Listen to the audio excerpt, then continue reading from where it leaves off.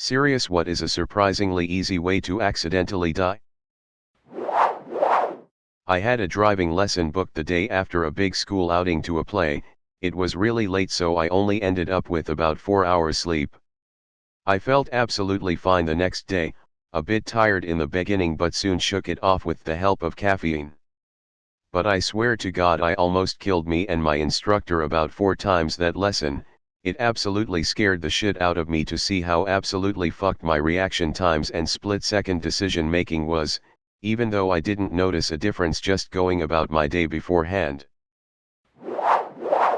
Went for a walk on a rainy beach on 0 hours sleep and I hadn't eaten in over 24 hours.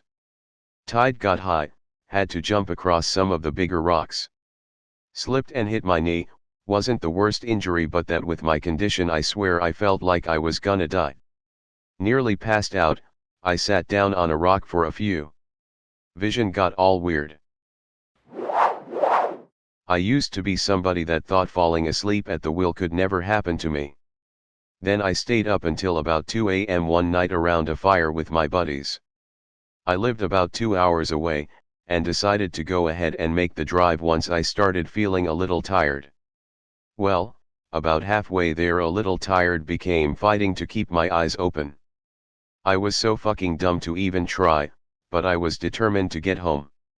At one point, I just felt my vision go black for a split second.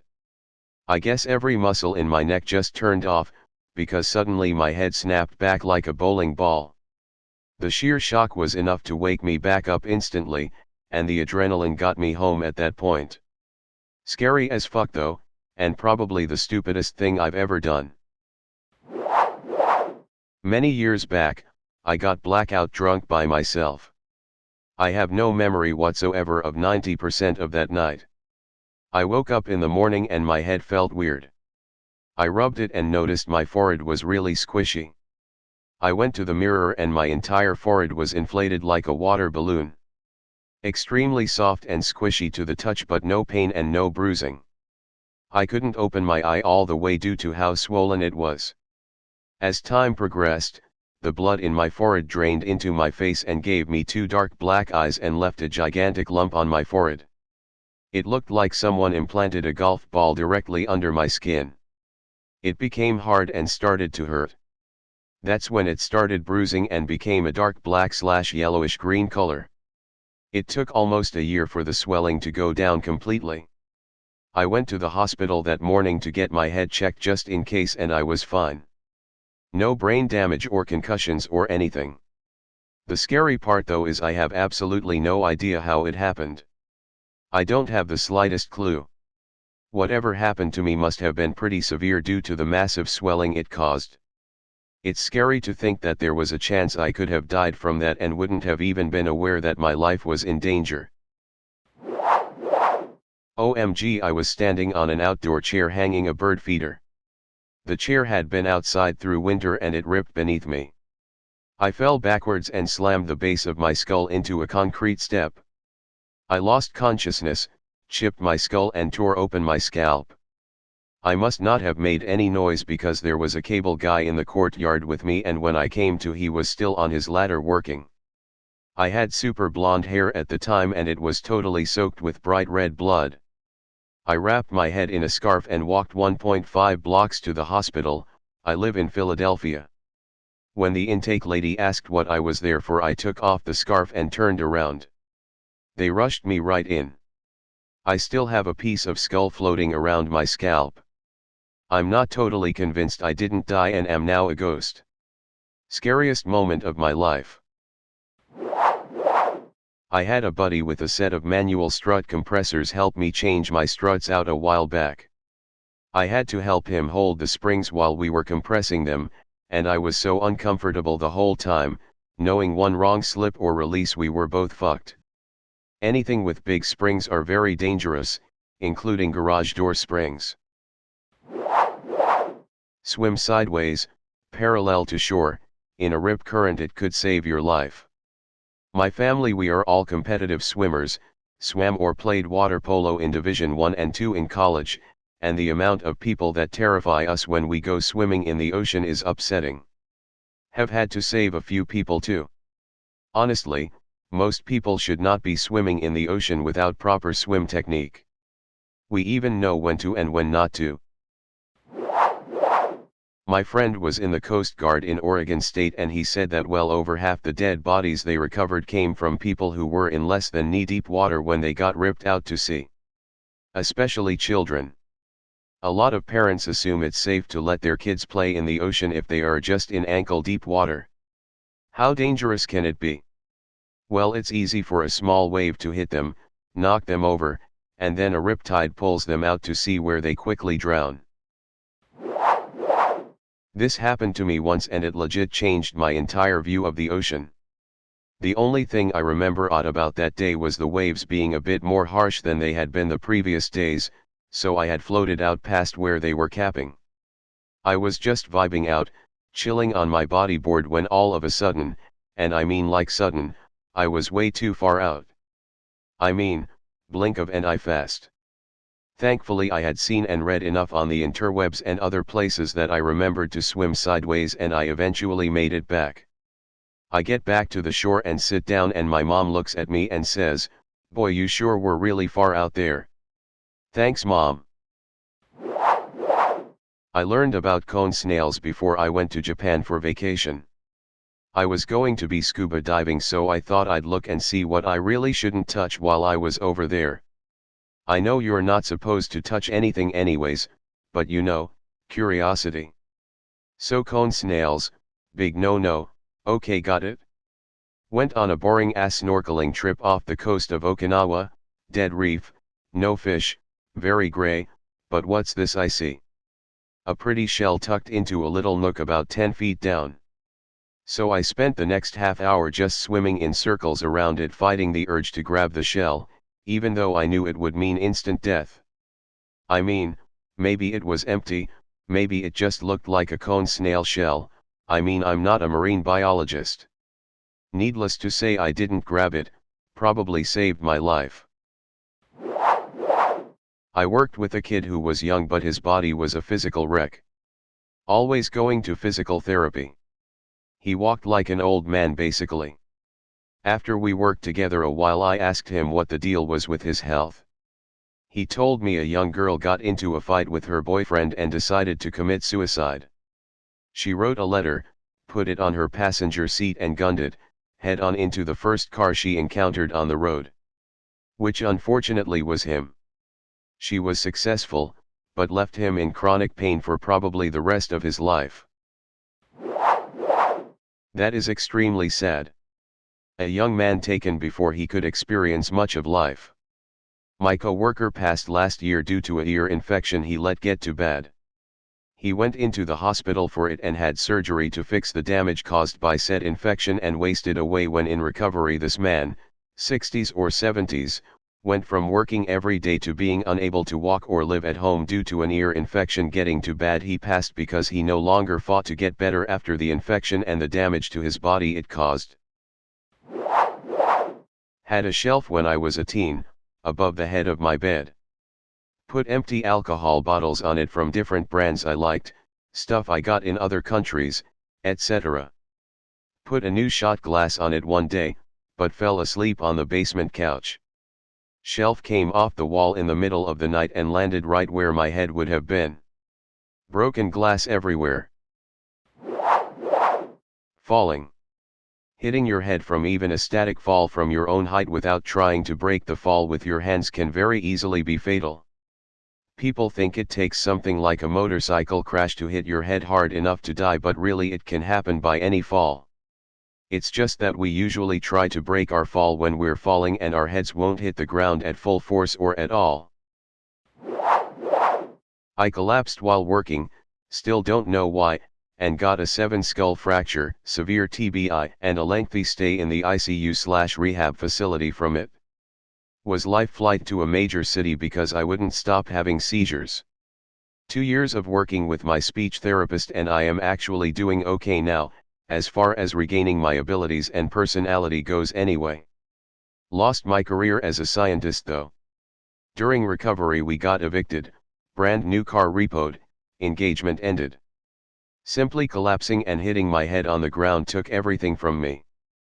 I'm 6'2" but still, never worried that passing out while vertical might be the end of me. I have a relevant story.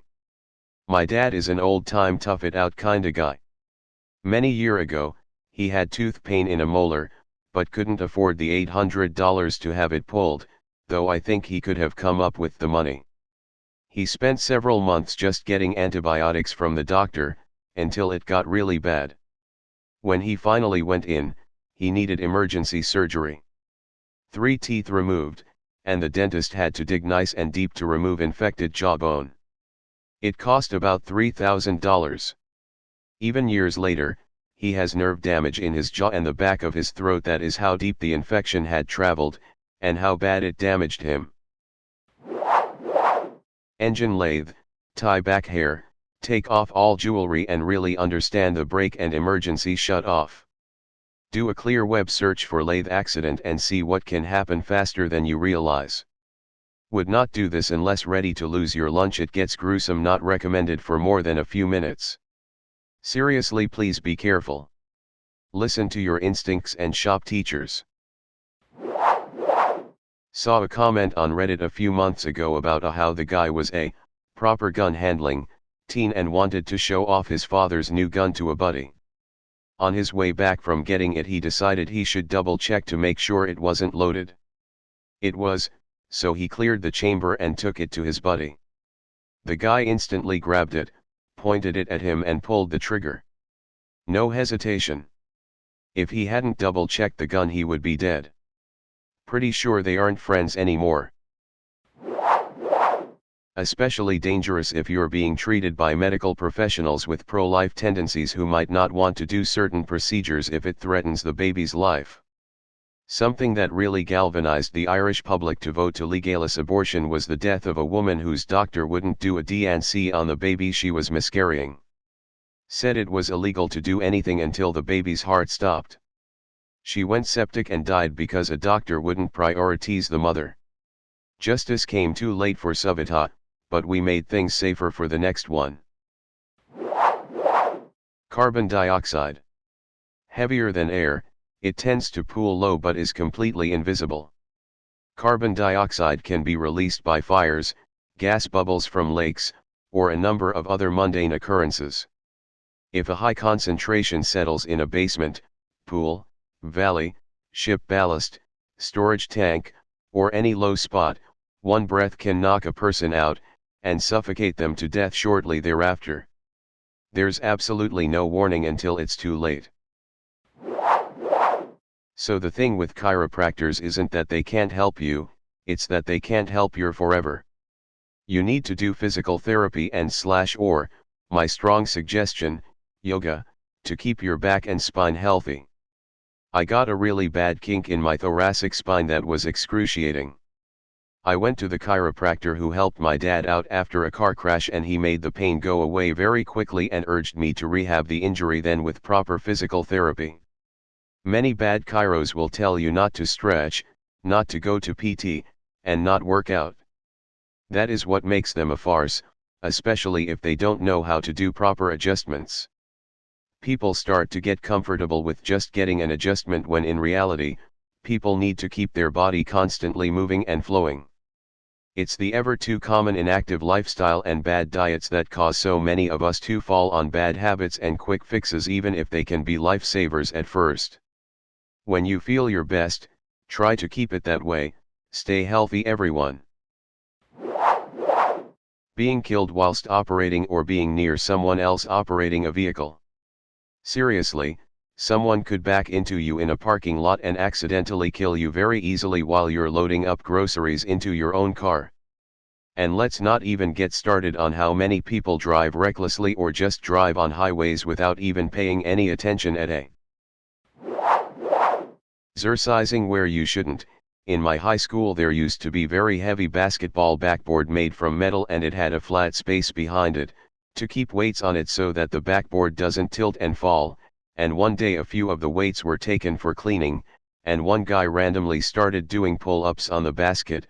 Unfortunately his weight caused major imbalance and the backboard crashed onto him, God rest his soul. There are many more ways than that to die from monoxide poisoning.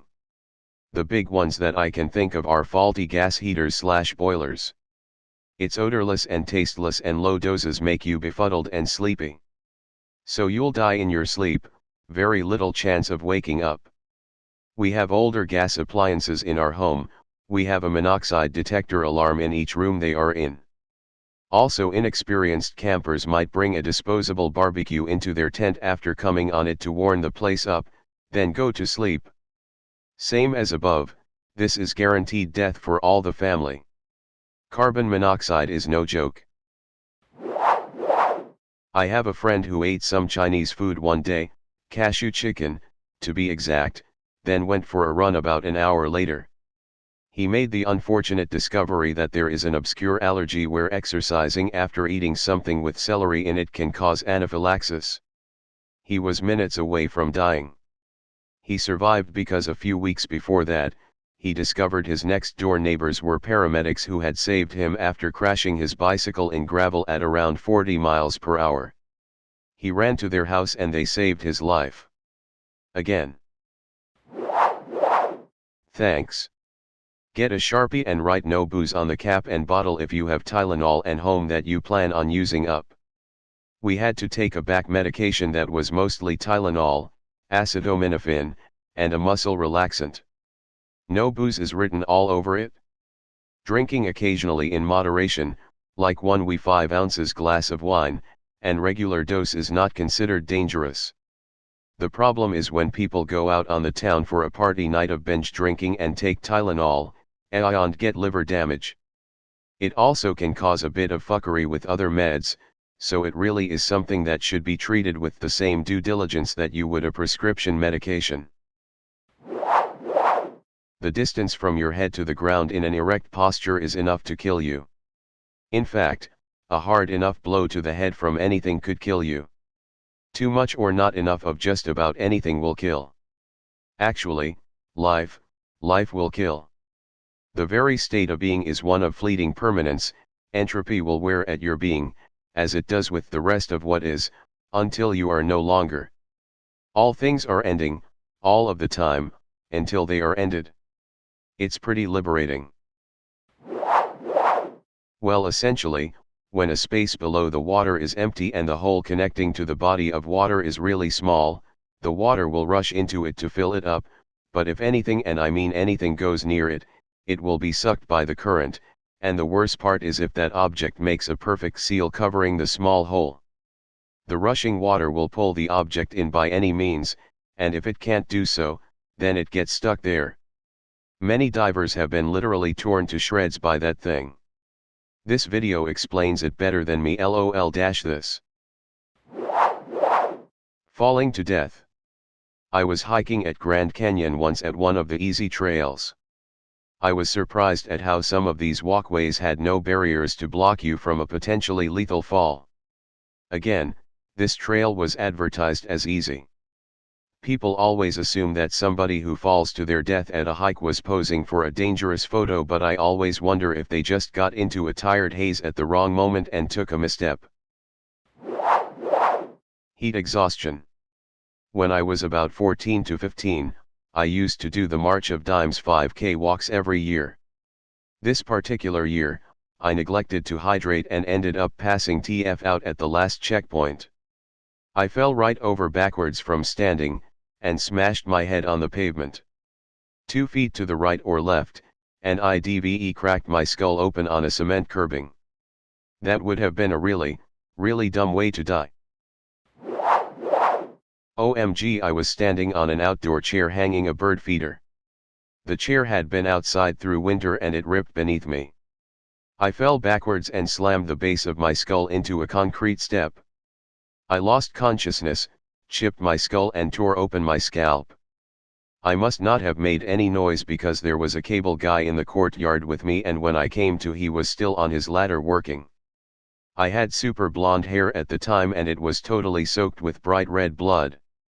I wrapped my head in a scarf and walked 1.5 blocks to the hospital. I live in Philadelphia. When the intake lady asked what I was there for, I took off the scarf and turned around. They rushed me right in. I still have a piece of skull floating around my scalp. I'm not totally convinced I didn't die and am now a ghost. Scariest moment of my life.